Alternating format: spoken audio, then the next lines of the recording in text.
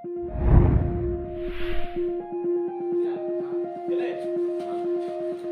नाम विश्व जनसंख्या वितरण, घनत्व और वृद्धि। जनसंख्या क्या है, पॉपुलेशन क्या है, हमने इसको सिखा दिया पार्ट 1 में। पार्ट 1 में मैंने आपको यही बताया वितरण।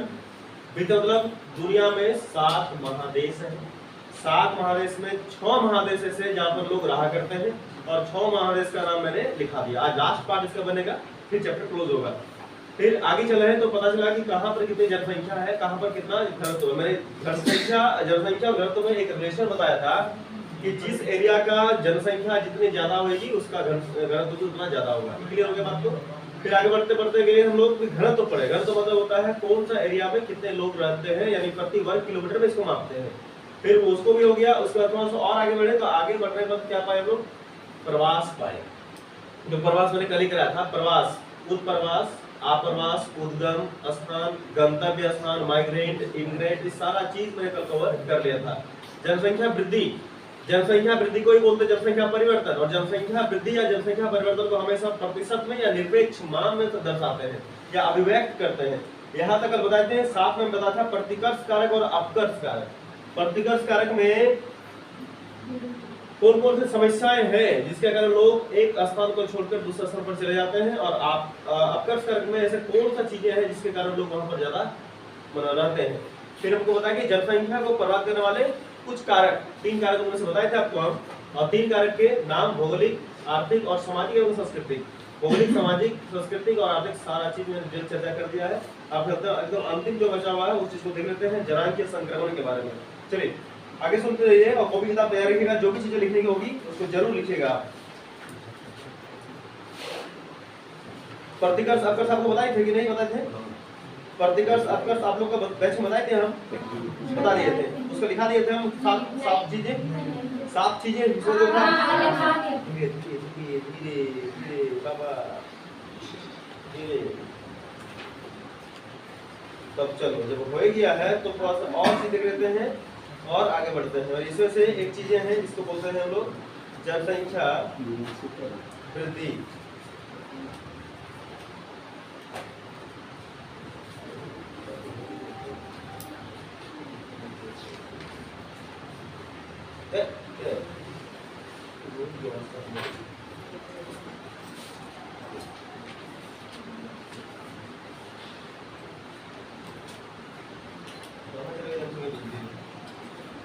किताब बोलते हैं, खरीदो किताब नहीं खरीदो, मौका प्राप्त करो किताब,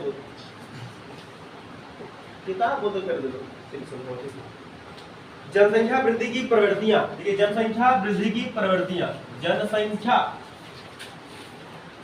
वृद्धि, तो फिर से बता रहे हैं जनसंख्या वृद्धि ही जनसंख्या परिवर्तन है। ठीक है, जनसंख्या वृद्धि। अच्छा, जनसंख्या प्लस होता है कि माइनस होता है? प्लस क्या बोलते हैं? जन्म दर। जन्म दर को क्या बोलते हैं? एक नाम आशोधित जन्म दर। इंग्लिश में क्या बोलते हैं?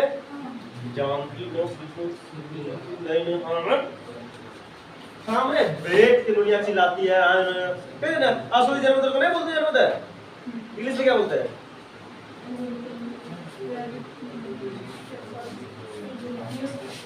फिर करिए, नहीं CDR नहीं बोलते। ये तो और कौन है? यस, क्या था और नटोगी CBR बोलते हैं। क्या बात है, बर्थडे मनाते हैं, डेथ बर्थडे मनाते हैं हम लोग। बर्थडे को देखने आएंगे, डेथ को देखने आओगे तो CBR बोलते थे। अब कोई और हमें पता। उसके बाद मैंने आपको बताया था ये मानने से होता है मृत्यु दर, इसको बोलते हैं, इसको CDR बोलते हैं। जनसंख्या वृद्धि केवल प्लस से नहीं, जनसंख्या वृद्धि को जन्म दर और मृत्यु दर दोनों से नापते हैं। सुन लीजिएगा, जनसंख्या वृद्धि ही जनसंख्या परिवर्तन है। परिवर्तन याद रख लीजिएगा। साथ में इसको लोग दर्शाती किस में है, अभिव्यक्त किस में करते हैं, तो याद रखिएगा इसको या तो प्रतिशत में या फिर कोई निरपेक्ष मान लेके इसको हम लोग दर्शाते हैं। तो 2 पॉइंट, ये 3-4 बातें आपको याद इसमें कर लेना है। तो जनसंख्या वृद्धि की प्रवृत्तियां क्या क्या चीज है कि पृथ्वी की जनसंख्या 700 करोड़ से भी ज्यादा है। ये पुराना किताब है, इसका ये पब्लिकेशन पुराना है इसका।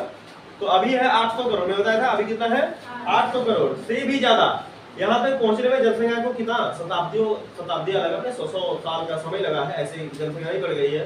तो विगत कुछ शताब्दियों में विश्व की जनसंख्या आश्चर्यजनक ढंग से ही बढ़ी है। जैसे देखिए यहाँ क्या लिखा है, लिखा हुआ है कि 1750 आपको याद होगा तो क्लास 11 में पढ़ाए थे कि 1750 इंग्लैंड में औद्योगिक क्रांति पढ़ाए होंगे आपको। अगर याद होगा तो, नहीं याद है तो यहाँ से देख लीजिएगा कि 1750 में हुआ था, इंग्लैंड में हुई थी औद्योगिक क्रांति।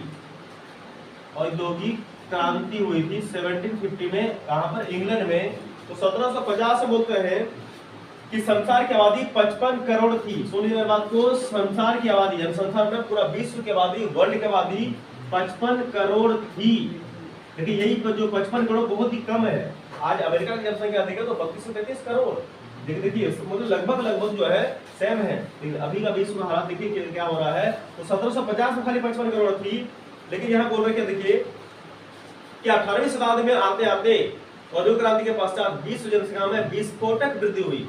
अब तक प्राप्त प्रौद्योगिकी प्रगति ने जन्म दर को घटाने में सहायता की तथा त्वरित जनसंख्या वृद्धि के लिए मंच प्रदान किया। तो प्रारंभ में विश्व की जनसंख्या 1 करोड़ होने में 10 लाख से भी ज्यादा वर्ष लग गए थे। यानी पहले जनसंख्या वृद्धि जो थी वो सने सने यानी धीरे धीरे करके बढ़ रही थी, लेकिन अभी जनसंख्या में मतलब तेजी से विकास हुआ है। और आज जो 21वीं शताब्दी में रह रहे हैं, 2023 में रह रहे हैं, इस समय 800 करोड़ जनसंख्या को मापा गया है, दर्शाया गया है। तो देखिए 1750 से लेकर 2023 का सफर को आप देखिएगा तो इतना सफर में 55 करोड़ से जनसंख्या डायरेक्ट कितना पहुंच गई, 800 करोड़, जो कि निश्चय ही बहुत ज्यादा घातक है, अच्छी बात नहीं है। जनसंख्या वृद्धि देखिए एक तरह से अच्छा भी, एक तरह से खराब भी है। बहुत सारे देश जनसंख्या वृद्धि को लेकर चिंतित नहीं है, तो बहुत सारे देश जनसंख्या न बढ़ने से भी चिंतित है। तो इस बात को आप याद रखना, यहाँ पर लिखा हुआ है वही चीज जो मैं आपको बता दिया। तो यहाँ देखिए और क्या बात बताइए है कि विगत 500 वर्षों में मानव जनसंख्या 10 गुना से अधिक बढ़ा है 500 वर्षों में, और अगले 20 शताब्दी में जनसंख्या 4 गुना बढ़ी है। तो प्रति वर्ष लगभग 8 करोड़ लोग पहले की जनसंख्या में जुड़ जाते हैं। तो इस प्रकार जनसंख्या में वृद्धि और जनसंख्या में कमी दोनों ही हानिकारक है, दोनों ही लाभदायक भी है। यहाँ देखिए लिखा हुआ है कि विश्व जनसंख्या में 2 गुने होने की अवधि क्या क्या थी। तो एक चार्ट दिया गया है, आप इसको देख सको तो देख लेना, किताब अगर है सामने तो एक चार्ट यहाँ पर दी गई है। यहाँ एक चार्ट दिया गया है, इस चार्ट को अगर आप देखिएगा तालिका 2.2 में, तो विश्व जनसंख्या के 2 गुना होने की अवधि यहाँ पर दी गई है। इसको आप देख लीजिएगा बारी, है ना। आगे चलते हैं, आगे में चलते हैं, आगे में क्या लिखा देखिए कि जनसंख्या परिवर्तन के स्थानिक प्रारूप क्या क्या है। जनसंख्या इतनी ज्यादा तरीके से आगे कैसे चली जा रही है। तो सबसे पहले यहाँ जो चीज पढ़ेंगे वो पढ़ेंगे हम लोग जनांकीय संक्रमण। तो जनांकीय संक्रमण क्या है, तो जनांकीय संक्रमण बोलते हैं कि भविष्य में किसी क्षेत्र की, देखिए मतलब ये रहा कोई एक पर्टिकुलर एरिया ए और ये रहा कोई पर्टिकुलर एरिया बी, या फिर यही ये वाला यहाँ पर इसी एक को ही मान लेते हैं। कह रहे हैं कि यहाँ की जनसंख्या अगर मान लो कि यहाँ की जनसंख्या अगर 100 है, मान लेते हैं प्रेजेंट टाइम में, एक्यूरेट में मानते हैं, मानते हैं कि इसमें कहाँ कितनी जनसंख्या 100 है। भविष्य में अभी 2023 की बात हो रही है, 2023 की, तो भविष्य में इसी जगह की जनसंख्या कितनी होगी, इस बात का अनुमान लगाना ही कहलाता है जनांकीय संक्रमण। क्या मेरे बात समझ रहे हैं, समझ रहे मेरी बात को। फिर से क्या देखो कि अगर एक पर्टिकुलर जगह की जनसंख्या यानी एक ही जगह की जनसंख्या 100 है, इंच हम देख पा रहे हैं, तो आने वाले समय में बहुत लोग अनुमान लगाते हैं कि आने वाले समय में इतने समय में यहाँ की जनसंख्या इतनी होगी। क्योंकि जानते हैं जनसंख्या कितने साल के बाद गिनी जाती है, कितने साल के बाद, 10 साल के बाद। तो अगर 2023 है तो फिर कितना, मान लो 2023 में गिना गया और 2023 में गिन गया कितना पाया, 100 पीपल। तो अब नेक्स्ट जनसंख्या होएगी 2033 में, 33 में। तो लोग अभी से अनुमान लगा ले कि यहाँ पर जनसंख्या हो जाएगी 150 आदमी 10 साल में बढ़ जाएंगे। तो ये 150 है और वृद्धि कितनी हुई, 50 की वृद्धि जो देखने पड़ रहे थे, यही जो 50 है, ये 50 ही कहलाएगा जनांकीय संक्रमण। यानी किसी स्थान के भविष्य की जनसंख्या बोलते हैं जनसंख्या जनांकीय संक्रमण। ठीक है, यार क्या सुन लीजिए कि किसी क्षेत्र की जनसंख्या का वर्णन, इस क्षेत्र की जनसंख्या का वर्णन करना और भविष्य की जनसंख्या के पूर्वानुमान के लिए जनांकीय संक्रमण सिद्धांत का प्रयोग किया जा सकता है या जाता भी है। तो यहाँ से एक बात क्लियर होना चाहिए कि जनांकीय संक्रमण में अगर पूछा जाए कि जनांकीय संक्रमण में भविष्य की जनसंख्या को देखा जाता है कि भूतकाल की जनसंख्या देखा जाता है, तो क्या उत्तर आएगा आपके पास, भविष्य की जनसंख्या को देखा जाता है और उसी के अनुसार एक प्रिपरेशन किया जाता है। तो जनांकीय संक्रमण का सिद्धांत हमें क्या बताता है कि समाज जो है ग्रामीण है, खेतीहर है और शिक्षित अवस्था से प्रगति करके नगरीय, औद्योगिक और साक्षर बनता है। देखिए जनांगीय संक्रमण और क्या बोलता है, भविष्य को देखता है, बताया था।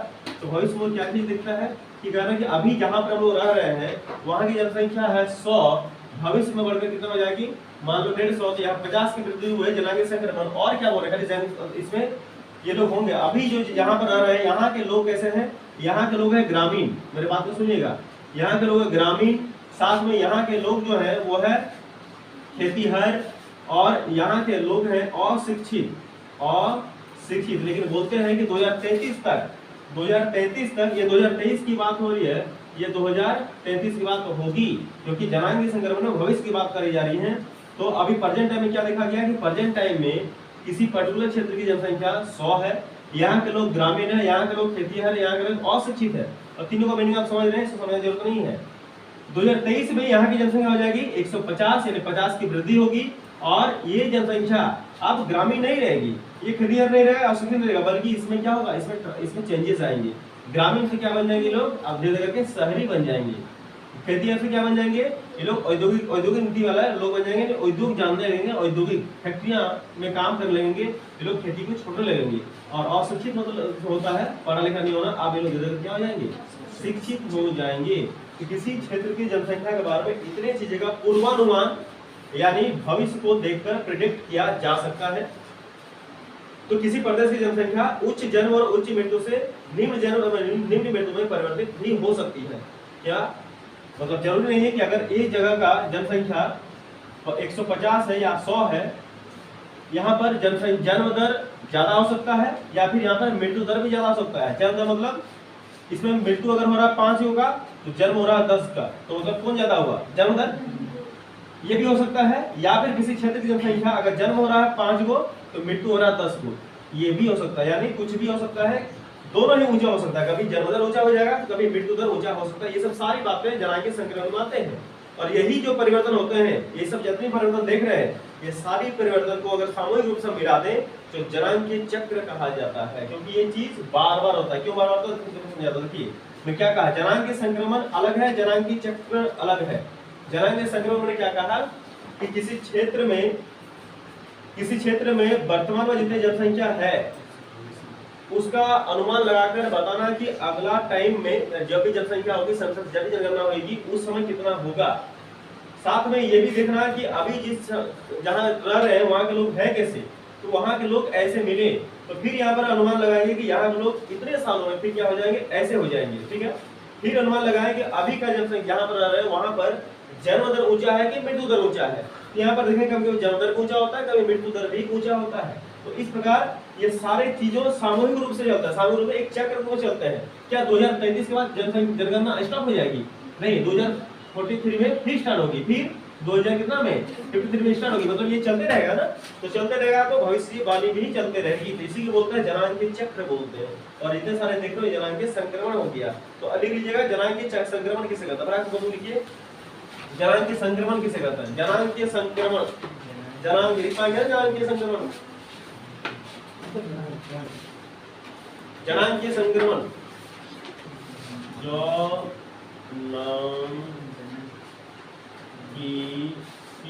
जनांगीय संक्रमण ये होगा। लिखिए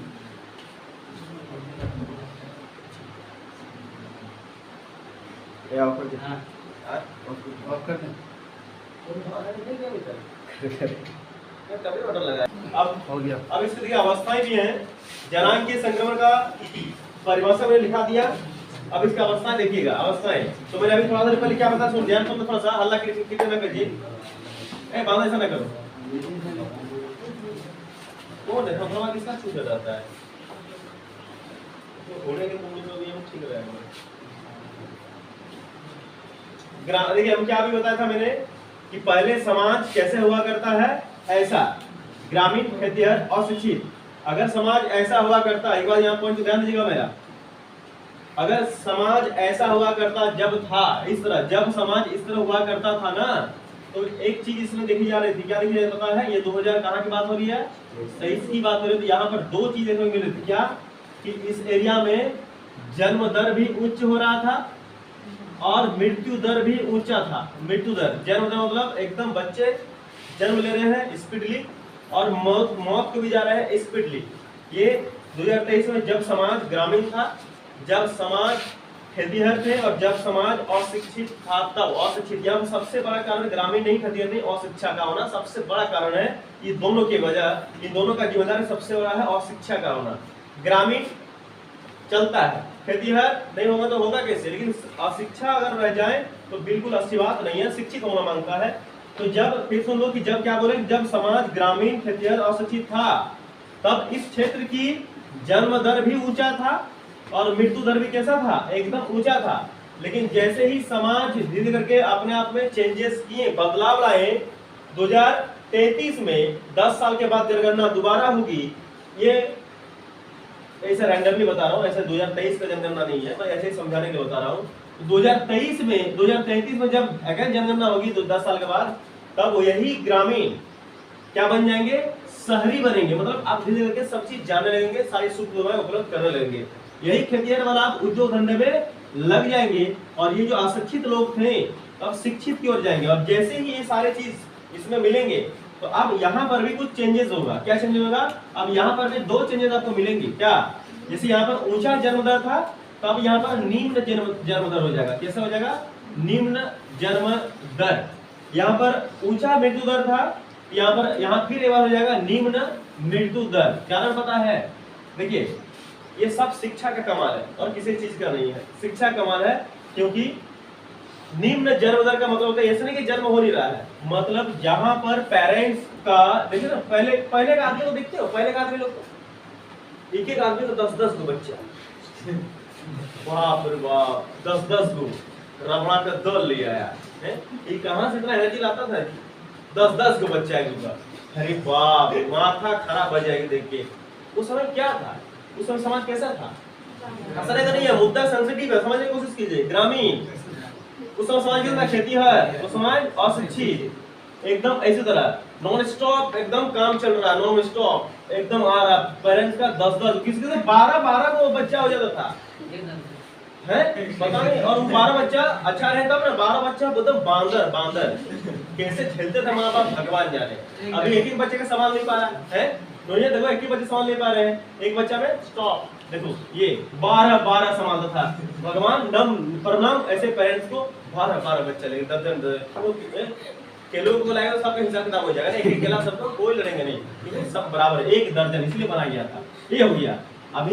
अभी समाज कैसा है, शहरी है, मतलब हर चीज की कीमत बढ़ रही है, हर चीज का दाम बढ़ रहा है। साथ में अभी उच्च क्वालिटी का हर चीजें चाहिए, तो उच्च क्वालिटी लेने जाओगे तो कम दाम तो मिलेगा नहीं, ज्यादा दाम चाहिए आपको, तो हर चीज का दाम बढ़ रहा है। साथ में उद्योग धंधे में जा रहे हैं, शिक्षा समाज बढ़ रहा है, इसलिए निम्न जन्म दर मैंने समझा दिया। ऐसा नहीं कि जन्म नहीं होगा, मतलब 1 चाइल्ड पॉलिसी, हम एक हमारे एक, या हम 2 हमारे एक, या हम 2 हमारे 2, जिसको जो अच्छा नहीं करना, हम एक हमारे एक। हम एक कैसे, हम 2 जन हैं तो हम 2 हमारे एक, ये पॉलिसी अच्छा है। देखो बेटा हो या बेटी रख लिया करो, कोई दिक्कत नहीं है। अब बेटवा मान बढ़ाएगा, बेटिया मान बढ़ाएगा, ऐसा कुछ बात नहीं होता है, मन की वहम है। जो भी होगा एकदम प्रेम से जिंदगी गुजारिए, एक परिवार होना मांगता है। तो ये चीज देखिए, यहाँ पर निम्न जन्म दर मैंने क्या समझे कि इसका मतलब यही नहीं कि जन्म दर को तो खत्म ही कर दिया, खाली 2 ही पुरानी रह रहा, नहीं। मतलब यहाँ पर हो सकता है कि हम 2 हमारे 2 या हम 2 हमारे 1, ऐसा हो सकता है, और ये होना अच्छी बात है। यहाँ देखो फिर भी 12 ही रहा है, अभी 21 हो जा रहा है, देखो 21 हो जा रहा है, नहीं अलग अलग है। या 2 को यहाँ पर हो गया पेरेंट्स, हस्बैंड वाइफ, और ये हो गया उसका बच्चे। तो याद रखना निम्न जन्म दर और मृत्यु दर। देखिए मृत्यु दर क्या है, यहाँ पर मृत्यु दर भी कम हो रही है, क्यों, शिक्षा हो गया। जैसे अब हर छोटी चीज अगर, जैसे मान लो कि कोई बुखार आ गया, पहले लोग बुखार से ही मर जाते थे, पता है, पहले लोग बुखार से भी मर जाते थे, पहले अगर अंगुली कट गया तब भी मर जाते थे। लेकिन आज हर चीज का उपचार माँ बाप सीख लिए हैं, क्यों, समाज हो गया शिक्षित, हर एक चीज का फर्स्ट एड बॉक्स सबको घर में रखता है कि अगर तुरंत कट जाए तो डेटॉल लगा के साबुन का धोया देंगे, उसको बैंड कर देंगे। ऐसा नहीं कि उसके लिए हम डॉक्टर के पास जाकर पार चलते, ऐसा कुछ बात नहीं है। तो इसीलिए आजकल मृत्यु दर भी कम गई है। मृत्यु तो हो ही रही है, मृत्यु होगी भी कैसे? एक तो ये है लाल, एक को लाल है, बढ़िया उसको पालते हैं, मस्त उसको रखते हैं, तो हो गया निम्न मृत्यु दर। तो हमको लग रहा है ये वाला समझ में आ गया समझ में? तो इस चीज को याद रख लीजिएगा कि अभी का समाज कैसा था, मतलब कैसा है, और तब का समाज कैसा था, कौन सा पॉलिसी अपनाया था, ये सारी चीजें। अब इसकी कुछ अवस्थाएं भी, कुछ फेजेस है, देख लीजिएगा। अवस्था, जनांग के संक्रमण की आपके बुक में 3 अवस्था दी गई है। जनांग के संक्रमण की आपकी किताब में 3 अवस्थाएं दी गई हैं, 3 अवस्थाएं मतलब 3 फेज। पहला फेज को क्या लिखा गया? प्रथम अवस्था, फिर सेकंड द्वितीय अवस्था और तृतीय अवस्था। तो प्रथम अवस्था में क्या होता है, चीज को देखिए। प्रथम अवस्था फर्स्ट फेज जिसको बोलते हैं, इसमें क्या पता है? इसमें बोल रहे हैं कि प्रथम अवस्था में उच्च जन्म दर और उच्च मृत्यु दर होती है। क्या बोला? सुन लो, इसमें पूरा जन्म दर की कहानी पढ़ेंगे कि प्रथम फेज में क्या होगा कि जन्म दर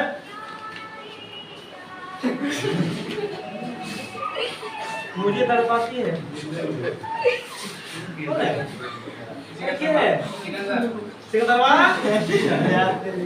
सिकंदर किधर है? किसका याद आ गया सुबह बेटा? 47 में याद आ गया। अरे बाप,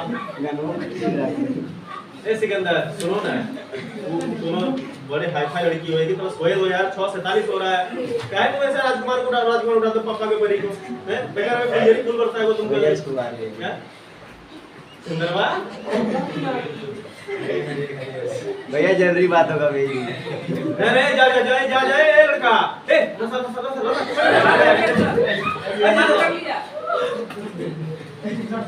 नहीं जाता वीडियो में ना, वीडियो बन जाएगा।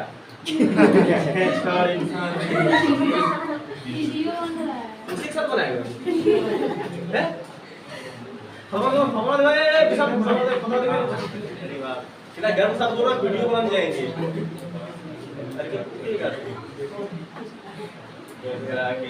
आने से पहले जैसे चेक कर दो कि पैंट शर्ट पहने के नहीं है, उससे पहले चेक करो मोबाइल साले रह के नहीं। ऐसे यार सबका मन अभी तो सब सेट हो जाएगा। जानते हैं गाना जो तुम करना है ना, याद तेरी आती है मुझे तड़पाती है, सेट सब हो जाएगा। फिर खुद पड़ेगा यार, मतलब ऐसा ना करो यार, ऐसा ना करो, मौका देता है चल याद आ जाएगा। ये खत्म ये को बन याद आता है इधर। ओ अभी है, हाँ आप समझे कि याद आ रहा, आप तो समझे? अरे आप तो समझे? नहीं मैं समझ गया। क्या बोलो यार, जन्म तो कुछ मृत्यु हो रहा है ना, अब उसको लग रहा है कि हमारा ब्याह कब होएगा, फिर हम भी हम दो हमारे ही कहोगे। अभी टाइम है बेटा, अब थोड़ा पढ़ लो, अभी टाइम बहुत टाइम है, आराम से रहोगे तुम, टेंशन नहीं रहोगे, टेंशन ये है मत 60 साल जितना रहोगे। चलो लाल के समय खुशी से, इसके जगह शर्म होना चाहिए, तो लाल हो गया खुशी, देखो वो तो हमारा ठीक है, यही लोग की वजह से ना 10-10 हो जाता है, मन में मरता है।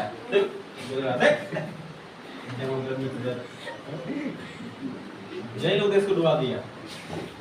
ठीक है, क्या मैंने बताया कि जनांग के संक्रमण की 3 अवस्थाएं, प्रथम अवस्था, द्वितीय अवस्था, तृतीय अवस्था। अभी द्वितीय और तृतीय देखेंगे, पहले प्रथम अवस्था देखेंगे, इसी में तो हालत खराब हो गया प्रथम अवस्था में, ये तो याद आ गया। तो अब क्या देखेंगे आज आप, देखिए क्या लिखा है कि प्रथम अवस्था में जन्म दर, मृत्यु दर दोनों ही कैसा होगा, एकदम ऊंचा होगा।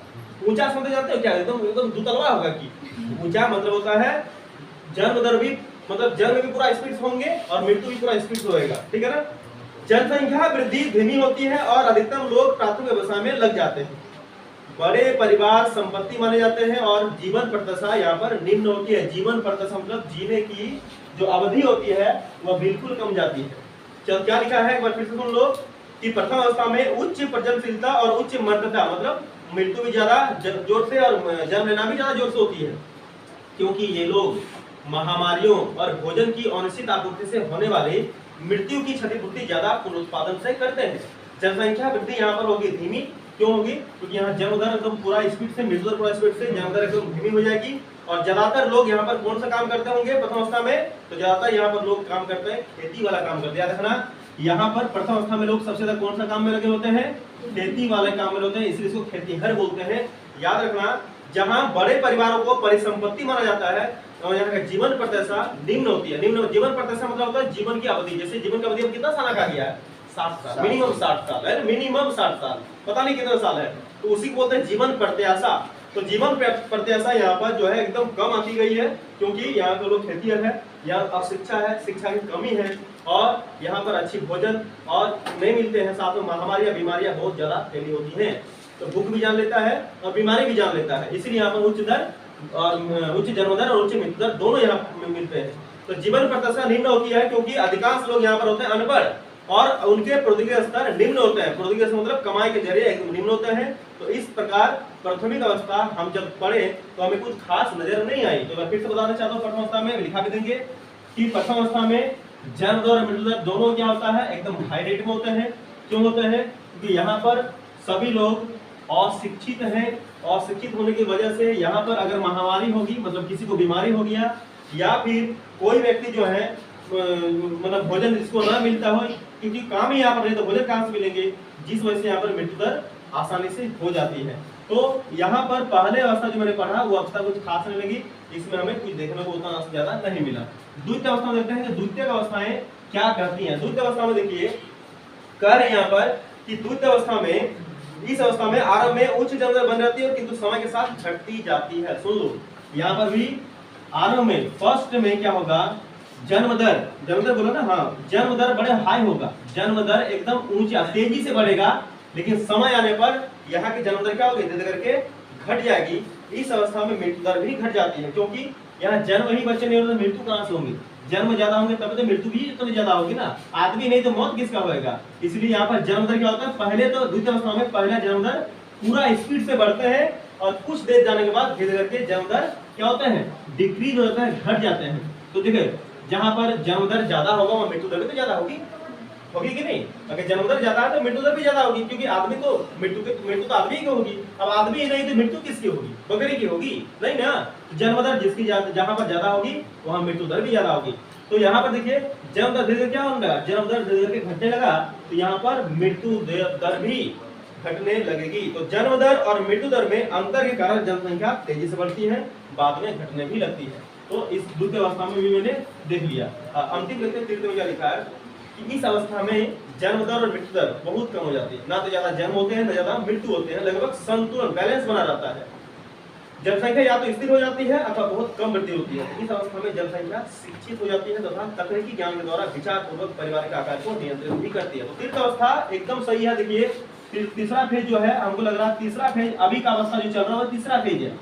क्या है यहाँ बोला है, यहाँ जन्म दर और मृत्यु दर दोनों ही कंट्रोल में, मतलब बैलेंस बना हुआ है, जितने जन्म उतने मरण। ठीक है, क्यों ऐसा होता है, क्योंकि यहाँ पर लगभग सारे पीपल क्या है, सारे पेरेंट्स क्या है, शिक्षित हैं, जिस वजह से जन्म दर और मृत्यु दर में बैलेंस बनाकर रखे हैं। और क्या चीज लिखी लास्ट में लिखे हैं क्या कि यहाँ पर तकनीकी ज्ञान के द्वारा विचार पूर्वक परिवार का आकार को नियंत्रित भी करती है। तकनीकी ज्ञान मतलब अभी वही शिक्षित है, शिक्षा ही है, शिक्षा के द्वारा ही यहाँ पर जो जन्म दर मृत्यु दर है उसको क्या करा गया है, नियंत्रित करा गया है, मतलब कंट्रोल में रखा गया है। तो तीन फेज था, मैंने बता दिया, तीनों फेज पर आप लिख लो फटाफट। तो क्या लिखोगे क्वेश्चन में कि जनांकीय संक्रमण की कितनी अवस्थाएं हैं, तुमको बताओ, मंत्र बताना, देख लो। देखिए चलो हो गया, वाह। और किताब जो लिखा है वही बोल रहा हूँ मैं, अपने ओर से इसमें कुछ भी बातें नहीं जोड़ रहा हूँ। पहला बात देखिए, परिवार नियोजन मैंने पूछते हैं जी, आप तो कैसे पूछेंगे, नहीं पूछते आप लोग। पहली जो बात यहाँ पर है परिवार नियोजन, बाबू सुन ले, ये वाला इंपॉर्टेंट नहीं, सुनोगे तो पछताओगे। परिवार नियोजन का कार्य क्या है, तो सुनो। परिवार नियोजन का कार्य है बच्चों के जन्म को रोकना, तो दुश्मन हो गया, बच्चों के जन्म को रोकना परिवार नियोजन का यही काम है क्या कि बच्चों के जन्म को रोकना अथवा उसमें अंतराल रखना। क्या बोला है कि अथवा उसमें या मतलब इसमें क्या रखना, गैपिंग रखना, अंतराल रखना। ठीक है, परिवार नियोजन की सुविधाएं भी कुछ हैं। तो परिवार नियोजन सुविधाएं क्या है कि जनसंख्या वृद्धि को सीमित करने और महिलाओं के स्वास्थ्य को बेहतर करने में मुख्य भूमिका भी निभाती है। देखिए यहाँ जो लिखा है परिवार नियोजन का मतलब ही है यही वाला है, या इसका कार्य ही यही वाला है कि बच्चों के जन्म को क्या करना है, टू रोकना और उसमें अंतराल रखना। इसके फायदे क्या है, इसके लाभ क्या है? तो इसके लाभ सुनिए क्या बोला है कि इससे यही लाभ होगा कि जनसंख्या वृद्धि को सीमित रख पाएंगे। जनसंख्या जो वृद्धि होगी, जनसंख्या वृद्धि वो कैसी रहेगी, सीमित रहेगी।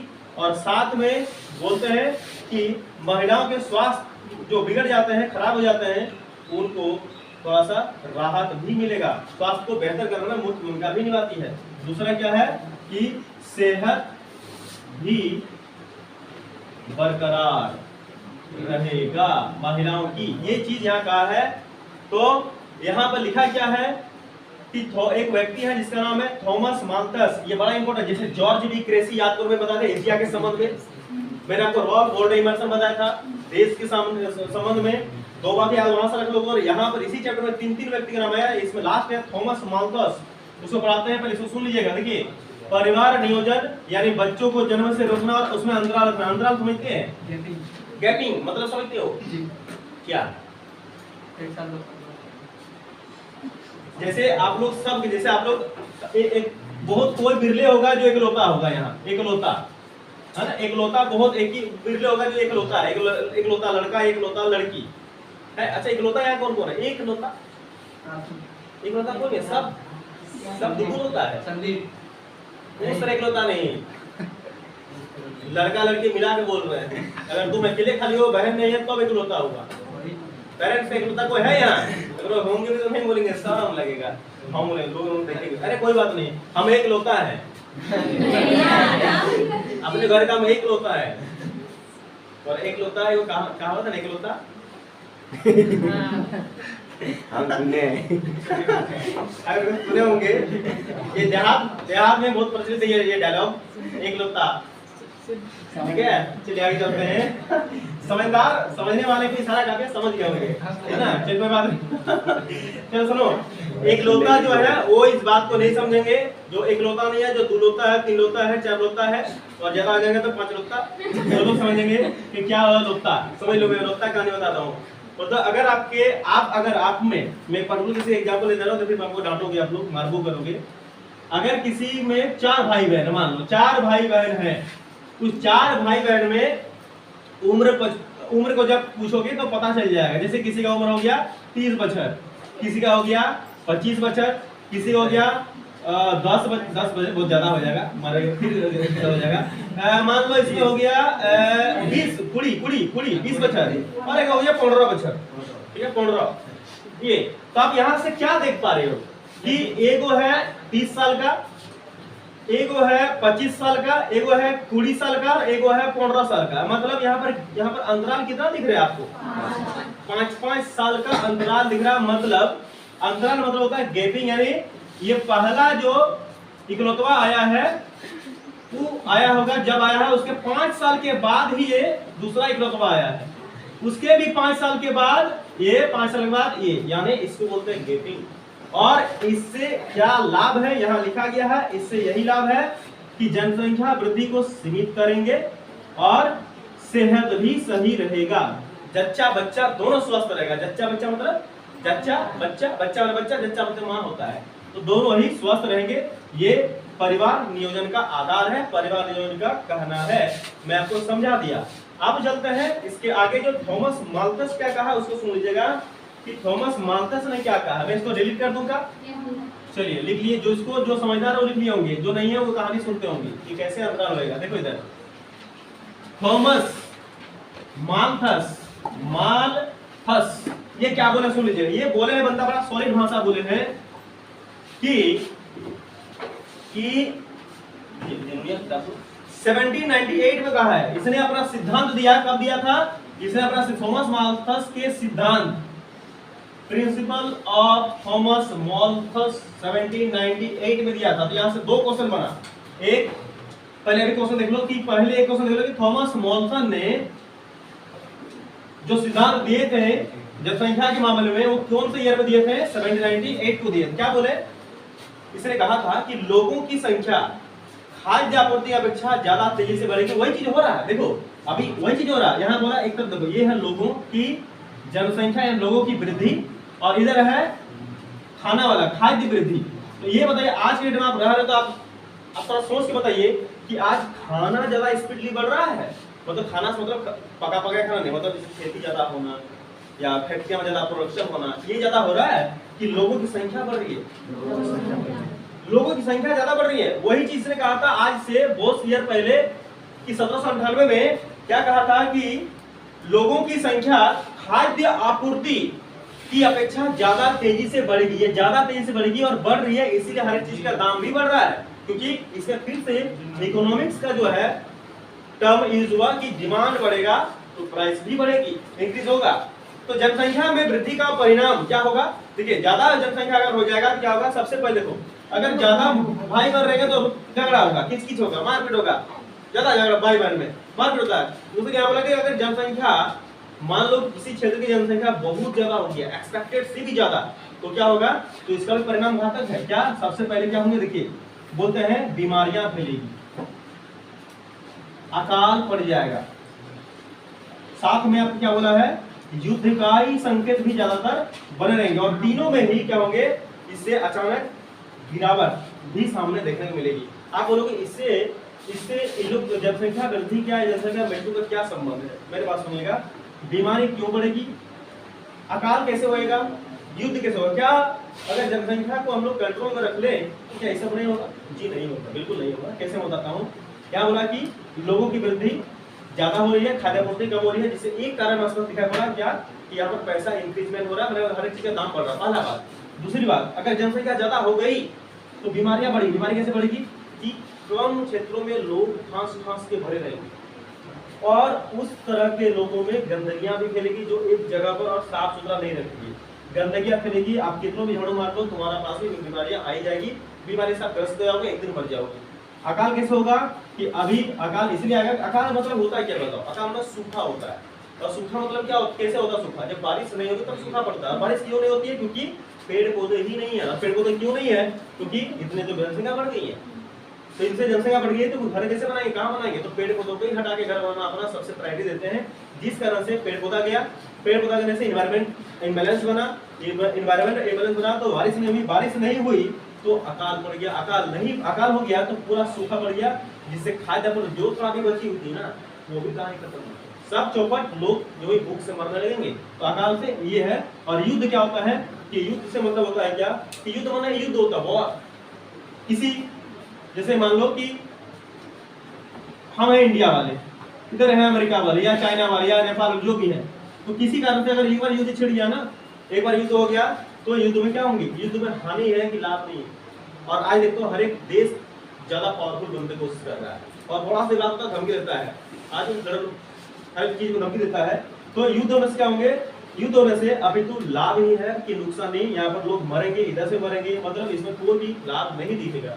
तो बीमार ज्यादा लोग बढ़ने से यही सब चीजें होती हैं, इस चीज को आप जान लेना।